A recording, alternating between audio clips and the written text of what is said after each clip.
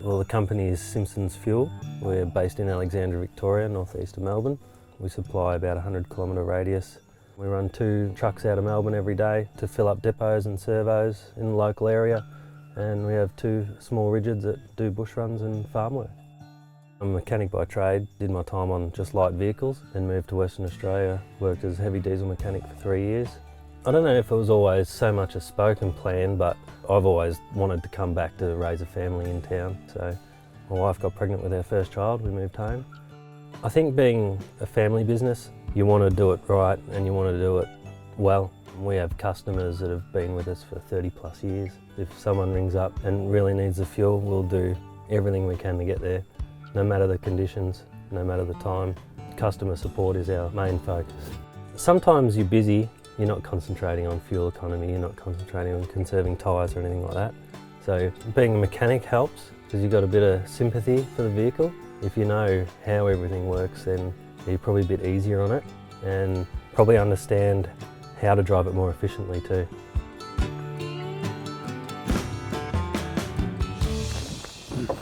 Morning, Cameron. How are you, mate? Per Hansen from Volvo Trucks. I'm here to try to see if we can adjust your driving habits a bit. Probably be difficult, but we will try.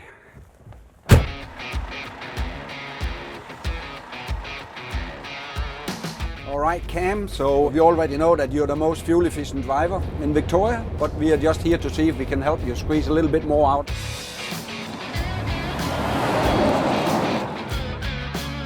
You know, with fuel efficient driving and safe driving, you cannot separate them, right? That's the same sort of, they're the same. If you drive safely, you also drive fuel efficient and vice versa. Because the concept are the same, it's about, it's about see where the truck is, in 30 or 40 seconds. Yeah. Try to anticipate. So have a look at the old fellow in front of us here, he's on the brake all the time. Yeah. Whereabouts, if you keep a little bit of distance and look ahead, and see what the cars, 3 or 4 cars up are doing, we can anticipate. If you know the road, like here, I know all the roads. Yeah. If you have to brake for a corner, you didn't back off early enough. That's exactly right. Of course, at times you just have to stop. But a good thinking driver will actually really limit the use of the brake. Yeah. So when we use the brake, in a funny sort of way, we actually use fuel because you have to accelerate up to that speed again. And gear changes cost fuel too. Yeah, that's, when the clutch are in, there's no power to the ground. So where would you use your cruise control? On the Hume. Also on these roads if it's clear enough. Yeah. So we will check Dyna fleet, we get a good idea, with coasting and brake application also. We can see brake applications, per 100 kilometers. But I have to say, from what I've observed so far, you're doing pretty well, mate. That's good. I think you'll pass the driving test. I think so.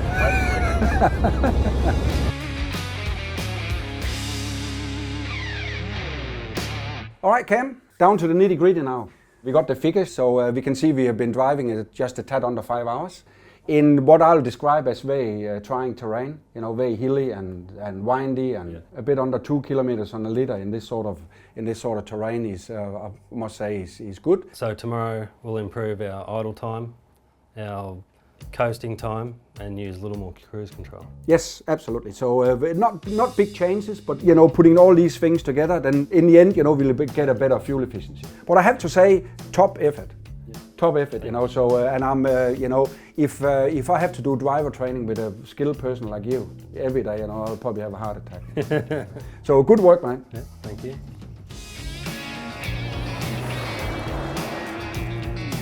Now, Cameron, you know the area here, but as soon as we get a chance, we want to use the cruise control. Okay. So we are doing a left turn up here, is that correct? Yep. So what I would like you to do is to get off very, very early and put it into manual. Yeah. So we hold gear number 12. So what's the speed limit here? 100. Okay, so stay back a bit. So we don't want 100. 95 or? Yeah, something like that, yeah. Yeah, that's 95 anyway. Okay, so that will hold that gear. So we are coasting here, no accelerator, no brake. All the noise we can hear is the money that's rolling into your pocket. That's right. But it's a little bit hilly here and winding, is that correct? Just a little bit up and down, not really windy. Yeah. We can use the cruise, no problem. Okay, cool. All right, so you actually had this corner sussed out already. Yeah, okay. Now with the cruise control, we do encourage to use it, but not in the wet, not on hills and bends, and definitely not in heavy traffic. And then of course on this one you also have the cross-country cruise control. Cross-country cruise control. Yeah. What's that mean? That actually means it works on RPM and not speed. So, Okay. so you from zero to 15 k's, you can engage like you do the cruise control. Yeah. It's good when if you're in the snow, say, Yeah. or if you're in a bumpy terrain at very low speed, then engage that. Then you're not pumping the accelerator. Yeah. So it's called engine control. It'll come up easy on the dashboard. Okay. Yeah, so that's very handy.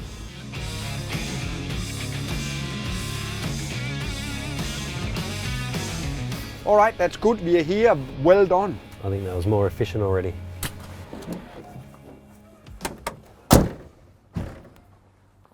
So Cameron, so we got the result in. So you are a great improvement. So over 6% in improvement in the fuel consumption, and that is a very, very good That's effort. huge. Coming from one of the best drivers in Victoria. Our cruise control is huge. You know that is now up on 36%, and yesterday was 12%. Congratulations to you, mate. A Thank you. fantastic result. No, I'm wrapped.